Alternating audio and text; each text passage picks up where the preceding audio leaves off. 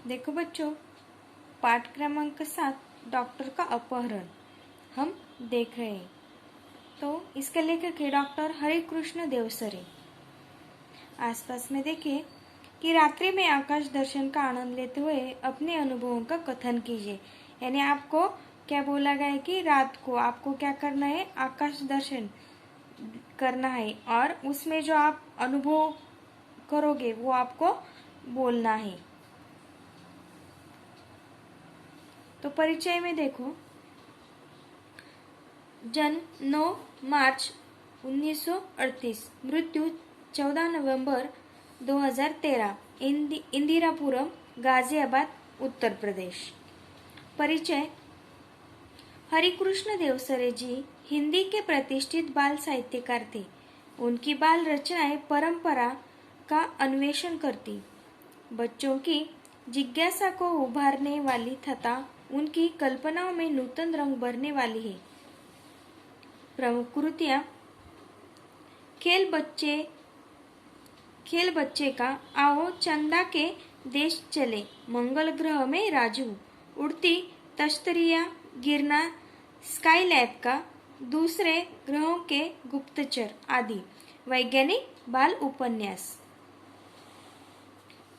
गद्य संबंधी में देखो, एक विज्ञान कथा है, यानी जीवन की किसी घटना का रोचक प्रवाही वर्णन कहानी है। डॉक्टर का अपहरण एक विज्ञान कथा है। प्रस्तुत कथा के माध्यम से देवसरे जी ने उद्योगों के अंधाधुंध विकास, मशीनों की बढ़ती संख्या, फैलते प्रदूषण, बढ़ती बीमारियां, जलवायु परिवर्तन के कुप्रभावों के प्रति हमें जागरूक किया है। तो देखो, इस पाठ में हमें लेखक ने क्या बोला है कि जो हमारा जीवन है कैसा हो गया है कि पूरा मशीनों पर आधारित हो गया है। तो इन मशीनों की बढ़ती संख्या की वजह से हमारे पृथ्वी पर क्या हो गया है कि प्रदूषण बढ़ गया है और बीमारियां भी बढ़ गई है। और जलवायु परिवर्तन के कुप्रभावों के प्रति हमें क्या किया गया है, जागरूक करने के लिए इन्होंने ये पाठ लिखा है। तो देखो, कुछ महीनों पहले अब आपने डॉक्टर भटनागर के अचानक लापता हो जाने का समाचार पढ़ा होगा, लेकिन उसके बाद फिर उनके बारे में कुछ भी पता न चला। लापता यानी कि गुम। कि इस पाठ में जो एक डॉक्टर भटनागर के आधार पर ये पाठ है और उसमें जो डॉक्टर भटनागर है वो क्या हो गए हैं, गुम हो गए हैं। तो देखो, हुआ यह था कि एक रात को लगभग 2 बजे उनके घर की कॉलबेल बज उठी। आदत के अनुसार डॉक्टर भटनागर उठ गए। उनकी पत्नी जागकर भी बिस्तर पर ही पड़ी रही, क्योंकि वह जानती थी कि ऐसा तो रोज होता है।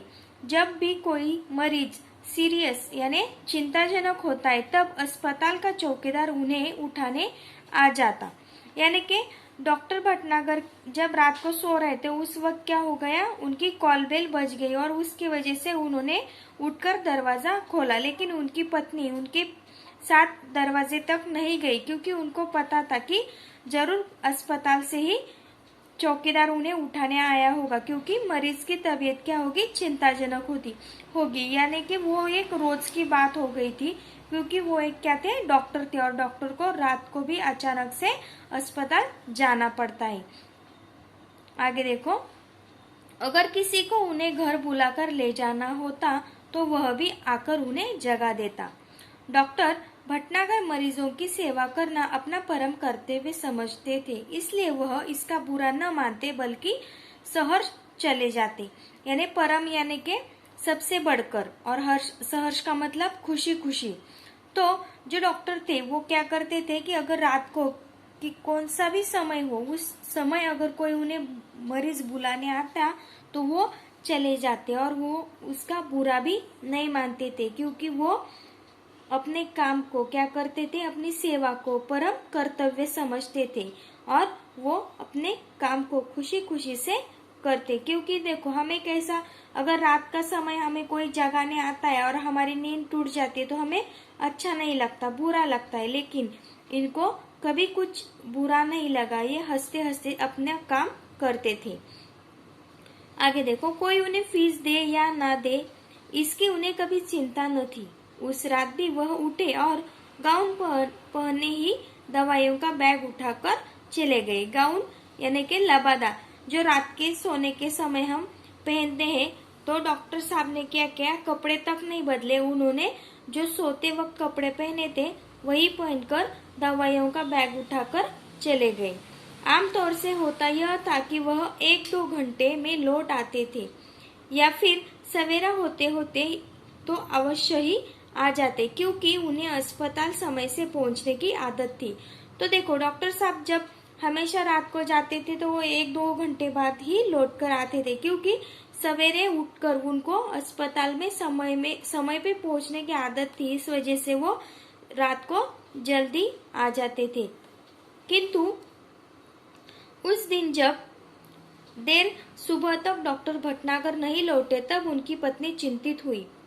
पहले सोचा कि शायद मरीज की हालत गंभीर होगी इसलिए देर हो गई होगी। गंभीर यानी चिंताजनक। कि जब उस दिन क्या हो गया कि हमेशा की तरह डॉक्टर साहब रात को घर नहीं लौटे, इसलिए उनको चिंता हो गई। लेकिन उन्होंने समझ लिया कि शायद मरीज गंभीर होगा, इसलिए उन्होंने चिंता छोड़ दी। फिर यह भी सोचा कि हो सकता है कि आज सीधे अस्पताल चले जाए, यानी कि उन्होंने ये भी अंदाजा लगा लिया कि शायद वो वैसे ही अस्पताल चले गए, क्योंकि उनको अस्पताल देर से पहुंचना अच्छा नहीं लगता था। तो इस वजह से शायद वो मरीज के यहाँ से अस्पताल ही चले गए होंगे। लेकिन जब मरीज उन्हें घर पर पूछने के लिए आने लगे तब उनकी हैरानी बढ़ गई। हैरानी यानी परेशानी, कि अस्पताल के जो मरीज थे वो उनको घर पर बुलाने आने लगे। तो इस वजह से उनकी परेशानी बढ़ गई, क्योंकि देखो आगे उन्होंने मित्रों तथा कुछ अन्य संबंधियों को फोन किया और डॉक्टर साहब के बारे में पूछताछ की, किंतु कोई जानकारी न मिली। कुछ देर के लिए वह यही मान बैठी कि शायद वे किसी दूर गांव में गए हो और किसी कारण से जल्दी वापस ना आ पाए। तो देखो, डॉक्टर की हमेशा की आदत उनकी पत्नी जानती थी, इस वजह से उनको बुरा भी नहीं लगा कि वो रात भर घर नहीं लौटे। और जब मरीज उनको ढूंढने आ गए तो वो हैरान हो गई, परेशान हो गई और उन्होंने पूछताछ शुरू की। पहले उन्होंने उनके दोस्तों को फोन लगाया, लेकिन बाद में उनको लगा कि शायद डॉक्टर साहब किसी दूर गांव गए हो और उनको वहां से वो वापस नहीं आ पाए, इसलिए वो फिर सोच में डूब गई। फिर शाम तक भी जब डॉक्टर भटनागर नहीं लौटे तब उन्होंने पुलिस स्टेशन को फोन किया। तो दिन भर उन्होंने डॉक्टर साहब की राह देखी, लेकिन जब वो शाम तक नहीं लौटे तो उन्होंने पहले पुलिस को फोन किया। डॉक्टर भटनागर का इस तरह गायब हो जाना पुलिस के लिए हैरानी का कारण बन गया। चारों ओर खोज शुरू हो गई, क्योंकि डॉक्टर साहब बहुत अच्छे इंसान थे। इस वजह से क्या हो गया कि सबको परेशानी होनी शुरू हो गई कि वो अचानक से कैसे कहाँ चले गए और उनकी खोज शुरू हो गई। वायरलेस से संदेश भेज दिए गए। वायरलेस का मतलब बेतार, यानी कि रेडियो, मोबाइल, टीवी पर से संदेश भेजने शुरू कर दे कि डॉक्टर साहब क्या हो गए कि डॉक्टर भटनागर के गायब होने का समाचार बिजली की तरह शहर भर में फैल गया कि डॉक्टर साहब जो गायब हो गए। तो उसकी समाचार जो था वो क्या हो गया, जल्दी जल्दी यानी शहर में फैल गया बिजली की तरह, यानी कि कम समय में बहुत लोगों को पता चल गया। उनकी पत्नी खोज के लिए केवल इतना ही सूत्र दे सकी कि डॉक्टर साहब अपनी कार में नहीं गए। उन्हें लेने कोई गाड़ी आई थी जिसके बड़े पहियों के निशान उन्होंने सवेरे घर के बाहर सड़क और फुटपाथ पर देखे थे।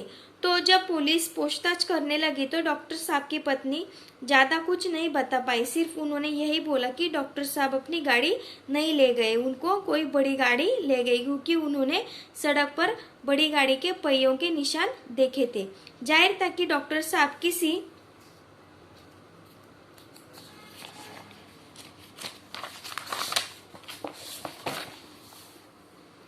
ट्रक या बस में गए होंगे। देखो कि ट्रक या बस के पहिए कैसे होते, बड़े होते। तो सबको यही समझ में आया कि डॉक्टर साहब बड़ी गाड़ी में चले गए। मोहल्ले वालों से पूछताछ करने पर भी कोई जानकारी न मिली। फिर भी पुलिस ने वायरलेस से यह सूचना भी जारी कर दी कि कहीं किसी एक्सीडेंट के बारे में जानकारी मिली तो सूचना तुरंत दी जाए।